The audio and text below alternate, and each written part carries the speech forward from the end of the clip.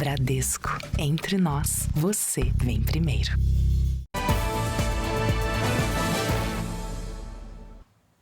Boa noite. Boa noite para você. A Polícia Federal prendeu o homem apontado como sucessor de Marcola na chefia da facção criminosa PCC. Ele foi preso na Bolívia com documentos falsos. A expectativa é que ele seja expulso ou extraditado para o Brasil. Marcos Roberto de Almeida, o Tuta, foi preso em Santa Cruz de la Sierra por falsidade ideológica. Mesmo procurado pela Interpol, ele tentou renovar um documento falso em um órgão oficial da Bolívia. Ele estava com uma carteira de identidade, um RG brasileiro falso, com o nome de Maicon. As autoridades da Bolívia constataram que ele não era o Maicon, né? E aí pediram informação e verificaram que ele era o Marcos Tuta, né? E contra ele havia mandado de prisão com difusão vermelha na lista da Interpol. Tuta foi apontado pelo Ministério Público de São Paulo como o operador financeiro do PCC e braço direito de Marcola. Ele era um indivíduo de confiança do Marcola, porque trabalhava com dinheiro, trabalha, né? Até ontem, pelo menos, com dinheiro do PCC. Por isso que quando o Marcola foi para o Presídio Federal, ele assumiu essa posição, segundo consta, a pedido do Marcola, que é essa liderança, uma liderança que ele sempre negou, inclusive. Tuta desapareceu em 2020, depois de ter sido condenado por tráfico, associação criminosa e 2 anos depois, por lavagem de dinheiro. De acordo com o Ministério Público de São Paulo, em 1 ano, Marcos Roberto de Almeida, o Tuta, movimentou e lavou R$1 bilhão do PCC. Os promotores encontraram 9 apartamentos na Grande São Paulo, no litoral e no interior do estado. E também uma distribuidora de bebidas em nome de parentes dele. Tuta também foi adido comercial no consulado de Moçambique, em Minas Gerais, entre 2018 e 2019. Ele recebia um salário de 10 mil por mês. Segundo o MP, isso garantia ao criminoso viagens e acesso ilimitado ao país africano. Um indivíduo perigoso, ardilhoso, inteligente e com network que chama a atenção. O diretor da Polícia Federal disse que está prevista para amanhã uma audiência de custódia na Bolívia, que pode definir a extradição ou expulsão do criminoso. E a nossa expectativa é que amanhã mesmo tenhamos uma posição sobre esse processo. E as nossas aeronaves já estão prontas para a gente fazer, eventualmente, se for o caso de expulsão, fazer essa transferência do preso para o presídio de destino. Depois de China e União Europeia, países latinos também suspendem compras de frango do Brasil. O governo gaúcho monta barreiras sanitárias para evitar que a gripe aviária se espalhe. Cheia dos Rios põe 20 cidades amazonenses em situação de emergência. Tornados causam destruição e deixam mais de 20 mortos nos Estados Unidos. Por acordo de paz, Donald Trump marca conversas com líderes de Rússia e Ucrânia. E no futebol, os gols de sábado pelo Campeonato Brasileiro. Olha que boa tabela!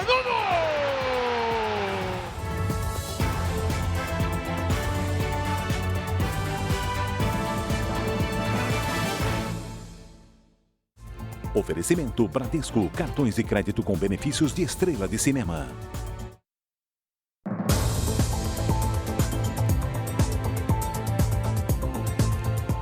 O Brasil registrou em fevereiro mais de 1 milhão de tentativas de fraudes no ambiente virtual. Pois é, na Grande São Paulo, um homem se passou por um médico e tentou cobrar por exames de um paciente internado em estado grave num hospital público.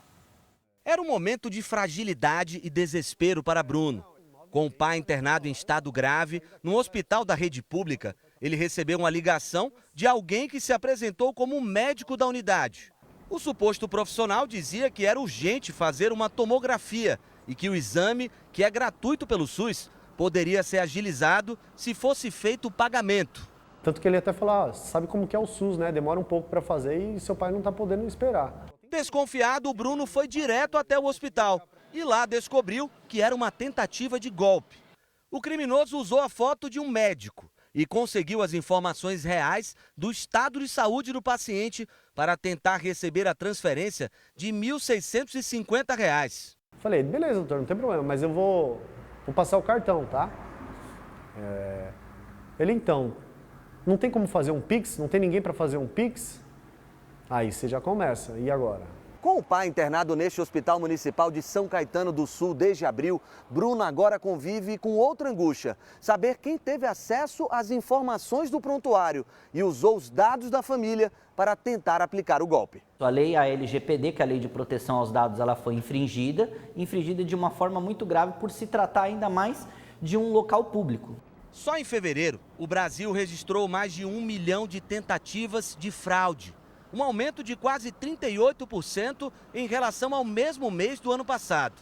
A maioria das vítimas tem de 26 a 50 anos. Em nota, a Secretaria da Segurança Pública de São Paulo disse que o caso foi registrado como estelionato na delegacia eletrônica e encaminhado ao distrito policial. A Prefeitura de São Caetano do Sul informou que abriu um procedimento interno para apurar os fatos. Tem muitas pessoas ruins, cara. No pior momento da sua vida, a pessoa que você mais ama na sua vida, a pessoa vem e faz um negócio desse. Chile, Uruguai e México se juntaram aos países que suspenderam a compra de frango do Brasil. Ontem, China, União Europeia e Argentina já tinham decidido interromper a importação. Giovana, e hoje o governo do Rio Grande do Sul montou barreiras sanitárias em estradas para conter a gripe aviária no estado. Com a declaração de estado de emergência zoossanitária, as barreiras de desinfecção foram instaladas pelo governo estadual em estradas que dão acesso a Montenegro, a cerca de 60 quilômetros de Porto Alegre.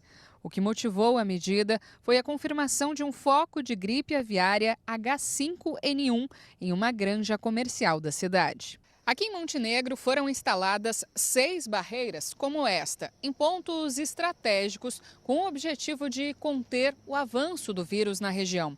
Os veículos de maior risco, como caminhões de carga viva, ração animal ou de coleta de leite, serão obrigados a parar para uma limpeza que envolve a lavagem das rodas e as partes inferiores da carroceria com produtos específicos. Essas barreiras elas podem ser restringidas ou até mesmo ser ampliadas, né? Então a ideia é que quando nós formos entendendo, nós podemos ir diminuindo o número de barreiras. O plano de contingência estabelece 2 círculos de ação ao redor da granja afetada, um raio de 3 quilômetros e outro de até 10 quilômetros. As barreiras vão funcionar por no mínimo 7 dias. O foco do vírus foi detectado em uma propriedade rural que possui 2 galpões com cerca de 17 mil aves. 90% delas morreram pela doença. As outras foram sacrificadas. Montenegro abriga 520 granjas e 2 indústrias de processamento de frango voltadas à exportação. E a cidade, que já sofreu com as enchentes no ano passado, pode ser mais uma vez impactada. O pessoal vai ficar sem trabalho, né? Isso que é o ruim, né? A gripe aviária não é transmitida pelo consumo de carne de aves ou de ovos. E o risco de infecções em humanos pelo vírus é baixo. Termina segunda-feira o prazo para a regularização do título de eleitor das pessoas que não votaram e nem justificaram a ausência nas últimas 3 eleições. E olha, são mais de 5 milhões de brasileiros nessa situação. Vitor se mudou do Rio de Janeiro para São Paulo e não votou nas últimas 4 eleições. Normalmente, em momentos de contratação ou coisas do tipo, eu preciso apresentar o título. Quem não regularizar o título fica impedido de votar, tomar posse em cargo público, tirar passaporte e, em caso de servidores públicos, pode ter o salário bloqueado. Em todo o Brasil, 5 milhões de eleitores correm o risco de ter o título cancelado porque não votaram e não justificaram a ausência nas últimas 3 eleições. Cada turno conta como uma falta e o prazo para regularizar a situação termina na segunda-feira. Para fazer a consulta e regularizar a situação, basta acessar o site do TSE, o aplicativo e-Título ou ir direto a um cartório eleitoral. O processo é simples, só exige documento de identificação e o pagamento da multa de R$ 3,51 por ausência sem justificativa. Nos destaques internacionais, um ataque russo matou 9 pessoas hoje na Ucrânia. Apesar disso, os Estados Unidos mantêm tratativas para tentar um acordo de paz. O presidente americano Donald Trump afirmou que tem conversas agendadas para segunda-feira com a Rússia e a Ucrânia. Donald Trump deve conversar por telefone primeiro com Vladimir Putin. Em sua rede social, Trump disse que pretende acabar com o banho de sangue que está matando, em média, mais de 5.000 soldados russos e ucranianos por semana. O presidente americano afirmou ainda que vai abordar questões comerciais com a Rússia e, na sequência, discutirá a trégua com o presidente ucraniano Volodymyr Zelensky. Para chegar a um acordo de cessar-fogo, Donald Trump terá que convencer os dois países a cederem. A Rússia exige que a Ucrânia renuncie à adesão à OTAN e abandone 4 regiões, incluindo a Crimeia, anexada em 2014. Já a Ucrânia disse que não abrirá mão de nenhuma parte do seu território. Neste sábado, um ônibus com trabalhadores ucranianos foi atingido por um drone russo. 9 pessoas morreram. A Rússia nega ter atacado alvos civis. Zelensky pediu sanções mais severas contra Moscou. É preciso pressionar a Rússia para que cessem os assassinatos, disse. Líderes europeus comentaram o ataque de hoje. O presidente francês, Emmanuel Macron, chamou de cinismo a declaração do presidente russo, Vladimir Putin, de que está aberto a negociações de paz com a Ucrânia. O chanceler alemão, Friedrich Merz, prometeu que a União Europeia aumentará ainda mais as sanções contra a Rússia. Ao menos 27 pessoas morreram depois da passagem de tornados nos Estados Unidos. O risco para fortes tempestades permanece alto para esta noite. Os ventos que destruíram bairros inteiros tiveram a intensidade de furacões de categoria 1. Mas foram trazidos por tornados que atingiram principalmente os estados de Minnesota, Wisconsin e Illinois. Tivemos muito medo, diz essa mulher que estava em casa com a família. Dava para sentir tudo sendo sugado, ela completa. Casas e árvores não resistiram aos ventos de mais de 150 quilômetros por hora. Bombeiros trabalharam por 3 horas para retirar um sobrevivente dos escombros. A cidade de St. Louis, no Missouri, foi uma das mais atingidas. 5.000 imóveis sofreram algum tipo de dano. Ainda não há uma estimativa dos prejuízos. Vai ser um trabalho exaustivo porque precisamos verificar os prédios à procura de vítimas, explica o chefe do Corpo de Bombeiros. Mais de 450.000 imóveis ficaram sem energia elétrica. Essa é a época mais intensa de tornados aqui nos Estados Unidos. Já foram registrados mais de 570 desde o início do ano, número 50% maior do que a média. E esses fenômenos têm sido, nesta temporada, mais intensos e frequentes no meio-oeste americano. Para as próximas horas, o alerta de tempestades permanece alto, agora para o centro-sul dos Estados Unidos. De volta ao Brasil, o nível dos principais rios do Amazonas está subindo todos os dias. São 20 municípios em situação de emergência. Em Itacoatiara, a 270 quilômetros de Manaus, as pontes são essenciais nas áreas mais pobres. Hoje, o rio Amazonas chegou a 17 metros e 90 centímetros. São 3 metros e 67 centímetros a mais do que ontem. Até agora, quase 50.000 famílias foram afetadas em todo o Amazonas. Os principais rios do estado seguem em processo de cheia, incluindo o Rio Negro, que corta a capital amazonense. Aqui no bairro São Jorge, por exemplo, imagens como essas são rotina para os moradores nesta época do ano. Todos os anos tem que fazer, né? Porque ninguém tem acesso por nada, né? Que o único acesso que tem é isso aí, né? Desde quando atingiu a marca dos 27 metros no porto de Manaus, nós já começamos a atuar preventivamente para que pudesse garantir esses direitos de ir e vir da população. Já foram construídos mais de 1.300 metros de ponte. O Serviço Geológico do Brasil alerta para o risco de uma inundação severa na capital amazonense. A cota estimada para esse pico de cheia de 2025 é muito próximo dessa cota de 29 metros. Ela ficou em 28,92 centímetros. Então a gente pode esperar aí uma cheia de grande magnitude, podendo, com uma probabilidade relevante, chegar na cota de inundação severa. Voltou a chover no Rio Grande do Sul. Hora de conversar com a Lidiane Sayuri. Lid, essa chuva vai atingir também outros estados? Boa noite para você. Sim, Giovana, amanhã teremos pancadas de chuva no interior de Santa Catarina e no sudoeste do Paraná. Boa noite para você. Clébio, boa noite. E boa noite para você de casa. Já, de madrugada, os temporais começam pelo oeste e sul gaúchos. Ao longo do dia, a chuva se espalha. Uruguaiana, Bagé e Pelotas, no Rio Grande do Sul, serão mais atingidas. As temperaturas caem à tarde e as máximas não passam dos 23 graus. No Recife, o tempo segue abafado e a chuva persistente, com risco de temporais a qualquer hora. Faz até 26 graus. Hoje a chuva apertou em Boa Vista e no litoral sul da Bahia. Neste momento, temos nuvens de temporais sobre Roraima, Amapá e o litoral do Pará. Amanhã, a frente fria que está sobre o Rio Grande do Sul se afasta rapidamente para o oceano e uma circulação de ventos deixa o tempo instável na região sul. No giro de temperaturas, faz até 30 graus em Porto Alegre, 29 em São Paulo e em Campo Grande, 31 em Salvador e até 32 em Porto Velho. Tempo delivery. A Joseli escolheu a cidade de Sertanópolis, no Paraná. Boa noite, Joseli. Amanhã o sol aparece entre nuvens para você e não há previsão de chuva. A sensação será de frio ao amanhecer, mas à tarde esquenta até os 28 graus. O Leandro é de Santo Antônio de Jesus, na Bahia. Boa noite, Leandro. Seja bem-vindo. Domingo de tempo instável com chuva fraca de manhã e à tarde. A máxima não passa dos 25 graus. Apareça por aqui também.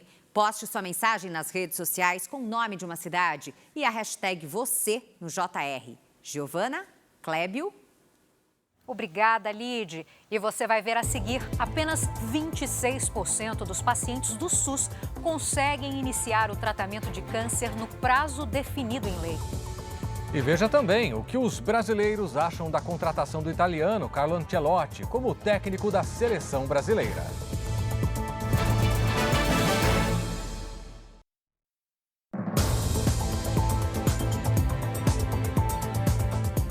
A demora no início do tratamento do câncer diminui a expectativa de cura da doença. E mesmo com uma lei que obriga o início do tratamento pelo SUS em até 60 dias depois do diagnóstico, apenas 26% dos pacientes começam no prazo. 13 anos após vencer um câncer de mama, aos 66 anos, a Rosemary descobriu que a doença voltou.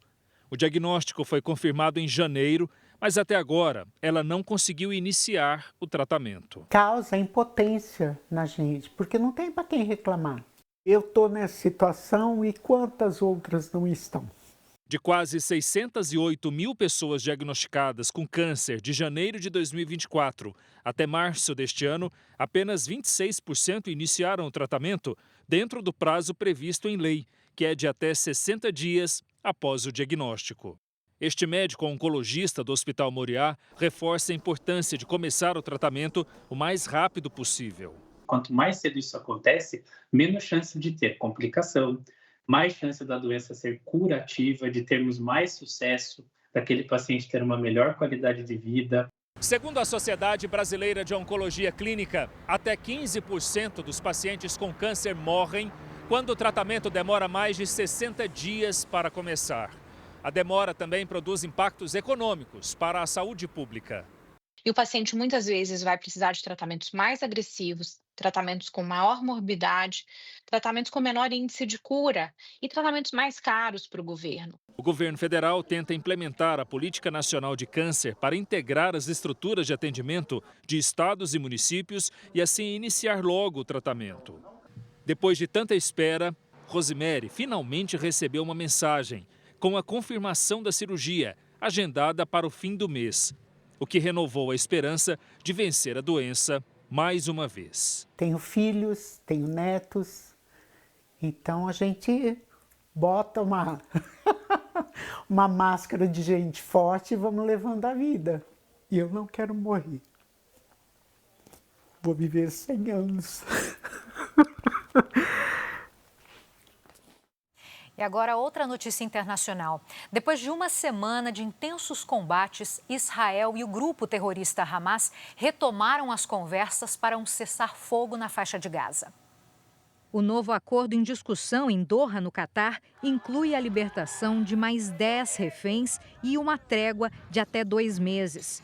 Os terroristas ficariam responsáveis pela entrega de uma lista detalhada com o estado de saúde de todos os sequestrados que ainda estão na faixa de Gaza. Em troca, Israel libertaria ao menos 200 prisioneiros ligados ao grupo. O governo de Israel destacou que o objetivo é resgatar todos os sequestrados. Hoje, familiares dos reféns protestaram em Tel Aviv, pedindo um acordo que garanta o retorno de quem segue em poder dos terroristas. Israel foi atacada agora há pouco pelo Iêmen. Já era madrugada de domingo, no horário local, quando as sirenes tocaram em Tel Aviv. O sistema de defesa antiaéreo interceptou o míssil lançado pelos rebeldes Houthis do Iêmen. Não houve feridos ou relato de danos. O grupo recebe apoio do Irã e participa das ações terroristas do Hamas.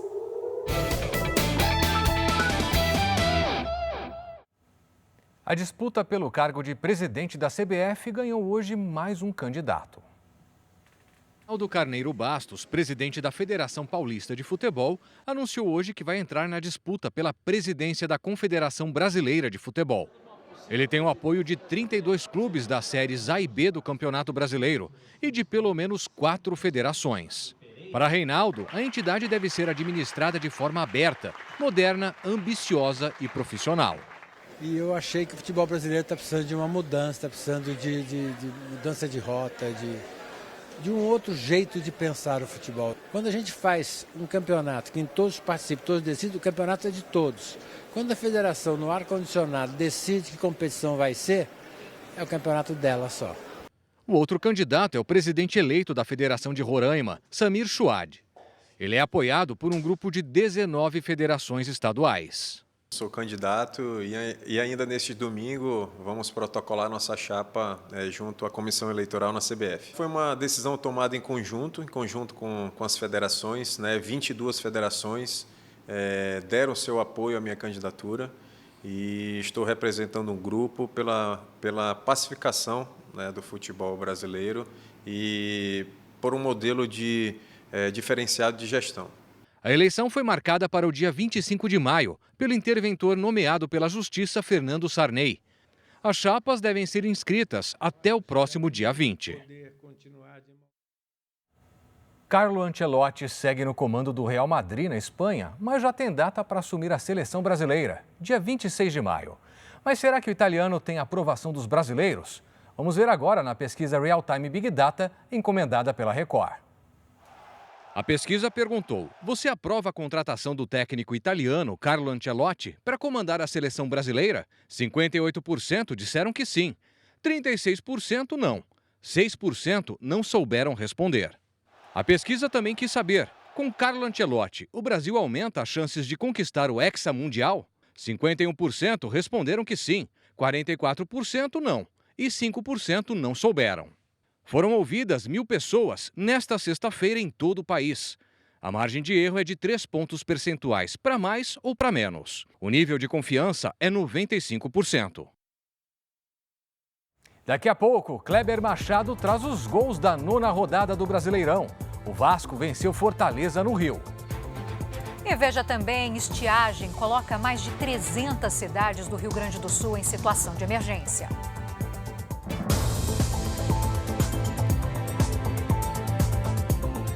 O Mega Dance Musical 2025, realizado pela Força Jovem Universal, teve apresentações em várias cidades do país. Em São Paulo, quase 500 dançarinos participaram da competição. Bem-vindos ao Mega Dance 2025. Em São Paulo, o ginásio do Ibirapuera ficou lotado. Milhares de jovens numa só voz. Vamos te encontrar, agora deixa a palavra entrar. Você consegue recomeçar quando se desesperar. Vamos te encontrar. O Mega Dance Musical 2025 é realizado pela Força Jovem Universal, um evento que utiliza a arte para inspirar os jovens. O jovem quer diversão, o jovem quer alegria, e a gente proporciona isso de uma maneira saudável, né? Porque aí fora a gente vê tanta gente sofrendo, jovens indo pelo mau caminho, droga, bebida e aquilo que não leva a nada. Então a ideia é proporcionar um ambiente onde eles possam desenvolver o talento deles, curtir junto com os amigos, mas de uma forma saudável. A 4ª edição do Mega Dance reuniu 480 dançarinos divididos em 12 equipes. Como ela acreditou que aquele fruto valia mais que tudo, também sempre escolhi errado. Cada espetáculo traz uma mensagem.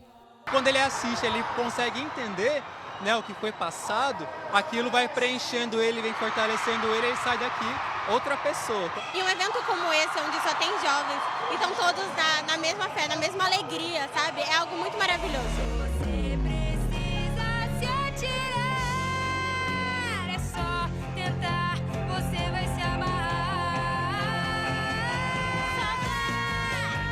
As apresentações valem nota. É por isso que o time de jurados assiste a tudo com muita atenção. Esse universo todo, né, traz para as pessoas essa união, essa comunhão com a fé, que faz com que elas se movam, mudam vida, se unam e gostem de estar juntas. Coreógrafa experiente, Fernanda Chama também está de olho em tudo. É uma adrenalina, tudo faz parte da caixa cênica, como a gente fala, né? Nós que trabalhamos com teatro musical. E daqui, ó, acho que sairão, de repente, talentos, né, para futuros projetos, quem sabe? Os apresentadores do programa Escola do Amor, da Record, também participaram do Mega Dance e falaram sobre a construção de um bom relacionamento. É importante você entender isso, que nenhum relacionamento começa do zero, porque isso vai ajudar você a evitar de entrar em um relacionamento e aí começar a fazer coisas erradas, agir de forma que você nem sabe por que você está agindo e entender a outra pessoa porque ela também está agindo do jeito que age. E quando eu me casei com o Renato, eu não tinha tido nenhum outro relacionamento. Mas eu tinha uma bagagem. E eu não sabia. E aquela bagagem, um dos principais conteúdos daquela bagagem era a insegurança. Você nunca começa do zero, você já começa perdendo quando você não entende esse fato. O Mega Dance Musical 2025 é realizado em 24 estados e também no Distrito Federal. São mais de 4.400 dançarinos que se apresentam para um público de mais de 93 mil pessoas. No Rio de Janeiro, 542 jovens dançarinos se apresentaram no Maracanãzinho. Em Belo Horizonte, 6 equipes competiram no bairro Olhos d'Água. O espaço ficou lotado. Em Belém, o ginásio Mangueirinho recebeu a apresentação de 6 equipes de cidades do Pará. Em Maceió, o público lotou um ginásio para ver os grupos de dança. Além do Brasil, o Mega Dance Musical 2025 também é realizado em outros 6 países, uma oportunidade para criar laços através da dança. É um privilégio para a gente poder fazer tudo isso.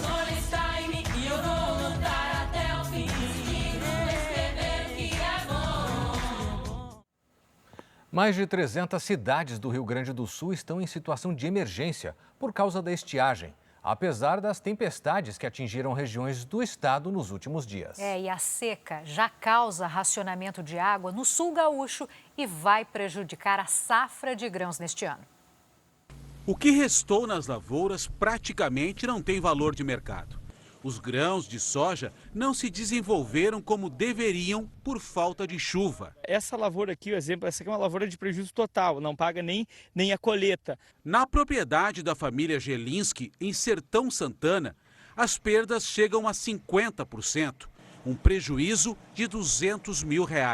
Plantemos de novo, nasceu até bem, como vocês estão vendo, mas o sol, a seca derrotou ela. Não vai dar nem para renda. A Companhia Nacional de Abastecimento, a Conab, estima uma safra de 33 milhões e 500 mil toneladas de grãos no estado neste ano. Uma queda de quase 9%, puxada principalmente pela soja. Apesar da retração, o estado mantém a posição de quarto maior produtor de grãos do país, atrás de Mato Grosso, Paraná e Goiás. As condições climáticas adversas, primeiro as enchentes, depois a estiagem, afetaram o plantio da soja, principal cultura agrícola do Rio Grande do Sul. Mesmo com um aumento na área plantada, a produção deve apresentar uma queda de 27%. A causa é o baixo rendimento das lavouras. Atualmente, 331 municípios gaúchos estão em situação de emergência por causa da estiagem, apesar do estado ter registrado chuva forte em algumas regiões nas últimas semanas. A estiagem é devido a esse quadro maior, né, de laninha, que estava causando estiagem. Mas isso não quer dizer que não ocorram chuvas pontuais causadas por frente fria, ou áreas de instabilidades que podem causar evento extremo. Em Bagé, no sul do estado, os reservatórios estão com nível baixo. Por isso, foi implementado um racionamento de água de 12 horas por dia. Tu tem que aproveitar para lavar a louça, lavar a roupa, tudo nesse horário.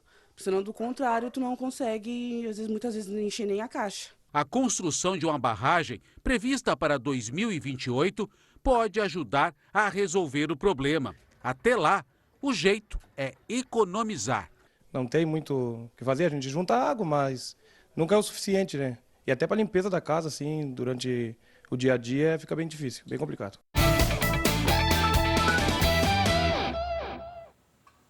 Hoje teve futebol ao vivo aqui na Record, com transmissão simultânea do R7 e do Play Plus. O Kleber Machado já está com a gente aqui para contar a história desse jogo. Vitória convincente do Vasco sobre o Fortaleza, Kleber. Boa noite para você. Boa noite para todos vocês. Muito convincente. O Vasco fez 3-0. Estava 9 jogos sem ganhar e a vitória foi construída logo no começo do jogo. O Vasco fez o gol mais rápido do Campeonato Brasileiro até aqui, com menos de 3 minutos de jogo. Mas tem mais gols para você conferir e mais história desses 3-0 em São Januário. Olha que boa tabela, Nuno!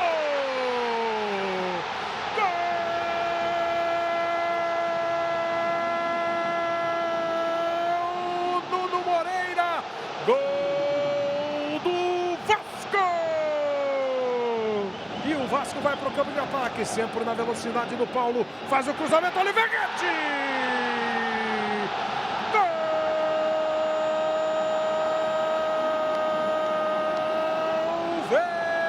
Vegetti! Gol do Vasco da Gama! Bola para o Nuno. Se mandou quem criou a jogada. Quem começou a jogada foi o Piton, quem acabou a jogada foi o Vegetti. Gol! Vegetti! O jogo foi em São Januário, no Rio de Janeiro. Quem ainda está lá no estádio do Vasco é o repórter Bruno Piscinato. A torcida do Vasco, obviamente, vai dormir mais aliviada hoje. Dá para dizer boa noite, Bruno, e boa noite, torcida do Vasco. Oi, Kleber, boa noite. Muito mais aliviada, né? Foi uma atmosfera incrível aqui. O Vasco vinha de 4 derrotas seguidas, teve troca de treinador, Diniz, torcida contente, 3-0. A notícia ruim é o Felipe Coutinho, que foi expulso, né, numa confusão com o Marinho, tá fora do jogo contra o Fluminense, o clássico que a Record vai transmitir, mas o Dimitri Payet, craque francês, já tá treinando, pode ser a opção. Noite, como eu disse, da torcida, do Fernando Diniz, mas principalmente do Verratti. O pirata argentino fez 2 gols dos 3 do Vasco, chegou a 7, artilheiro do Brasileirão, e falou com a gente na saída do campo. Él es muy importante para nosotros, en poco tiempo mostró que es un cara diferenciado y a gente tem que aproveitar eso. Ter un cara como él de treinadores tem que aproveitar. O time todo va a melhorar, muito feliz. A gente necesitava uma vitória desse jeito. Hoje também teve um encontro de 2 gigantes do Nordeste, né, Kleber? Pior para o Lanterna do Brasileirão. Teve, é verdade. E o Ceará está muito bem nesse começo de campeonato, está lá em cima na tabela e o Sport não consegue pontuar, está só com 2 pontos. Ceará e Sport abriram a 9ª rodada do campeonato hoje à tarde. O time pernambucano segue sem vitórias e os cearenses, como eu disse, estão entre os 5 primeiros na tabela de classificação. Vamos ver os gols. No Castelão, em Fortaleza, Lucas Mugni fez 1-0 para o Ceará contra o Sport. E no segundo tempo, Galiano, depois do passe de Dieguinho, ampliou. Ceará 2, Sport 0. O Ceará é o quinto, o Sport é o lanterna do Brasileirão. É só acrescentar, o Verratti é artilheiro do campeonato com 7 gols, junto com a Arrascaeta do Flamengo. E neste momento estão jogando São Paulo e Grêmio, no Morumbi, em São Paulo. A partida está no primeiro tempo e está 0-0. O técnico Mano Menezes foi liberado pela equipe gaúcha para voltar a Porto Alegre para ficar com a família. Nesta sexta-feira, 2 filhos do genro do Mano, enteados da filha do Mano, morreram em um acidente de trânsito no interior do Rio Grande do Sul. Neste sábado, nós também tivemos grito de campeão. O Amapá e o Maranhão conheceram os seus campeões estaduais de 2025. Final do campeonato do Amapá. O Trem faz 1-0 com Aleilson. O Oratório empatou o jogo no final. Cabeçada do Everton. Como ganhou o primeiro jogo, o Trem é campeão amapaense de 2025. Final também no campeonato do Maranhão. Rian abriu o placar para o Maranhão. De fora da área ele bateu. No segundo tempo, Miqueias ampliou. Cruzamento do Jorge, gol do Miqueias. E o resultado final, 2 para a equipe do Maranhão, 0 para o Imperatriz. Maranhão, campeão de 2025. Voltando para o Campeonato Brasileiro, o domingo da 9ª rodada vai ser um domingo de clássicos estaduais. Tem Corinthians e Santos, Bahia e Vitória, Flamengo e Botafogo, Cruzeiro e Atlético. Na véspera do clássico em Belo Horizonte, atleticanos e cruzeirenses estão confiantes para a partida. Começar ali nos 10 primeiros minutos, ali fazendo 1-0 ali, botar o Atlético na pressão e meter uns 3-4. Estamos na expectativa de uma vitória, né? Como sempre, o nosso salão de festa é aqui. Espero amanhã ganhar do Galo e fazer a festa da torcida. Vai ser 2-1 pro Galo, com um gol do Hulk, de pênalti ainda. Em quarto lugar no campeonato, com 16 pontos, o Cruzeiro busca a primeira vitória sobre o rival no ano. O Atlético está em sétimo com 12 pontos e tenta a terceira vitória seguida para continuar subindo na tabela. Os ingressos para o Clássico Mineiro já estão esgotados. A partida terá torcida única. Mais de 60 mil cruzeirenses prometem apoiar o time neste domingo, aqui no Mineirão. Em São Paulo, o Corinthians recebe o Santos na Neoquímica Arena. A equipe do técnico Dorival Júnior está na 10ª colocação com 10 pontos. Já o Santos tem 5 e, mesmo vencendo, não vai conseguir sair da zona de rebaixamento. Neymar segue fora. Em Salvador tem clássico Bavi. 3 pontos separam os rivais. O tricolor está na 8ª posição com 12 e o Vitória em 14º com 9. No Rio, o Flamengo recebe o Botafogo, atual campeão brasileiro, mas que agora está no meio da tabela. Vice-líder com 17 pontos, o time rubro-negro tenta voltar ao topo jogando no Maracanã. Jogo especial porque a gente também está jogando a liderança lá em cima. Então, um jogo desse tamanho contra o Botafogo também, que vem de um ano muito bom ano passado, também ainda mais tem um condimento muito especial. E a gente se preparando da melhor forma possível para esse jogo. Os clássicos, os jogos, eleição na CBF, Ancelotti na seleção, a gente fala sobre tudo isso amanhã, 11 da noite, no Esporte Record. Estaremos na audiência. Bom domingo, Kleber. Obrigado, Kleber. O Jornal da Record termina aqui. A edição de hoje na íntegra e também a nossa versão em podcast estão no Play Plus e em todas as nossas plataformas digitais. Fique agora com a Patrulha do Consumidor no Cidade Alerta, edição de sábado. Uma boa noite para você. Boa noite.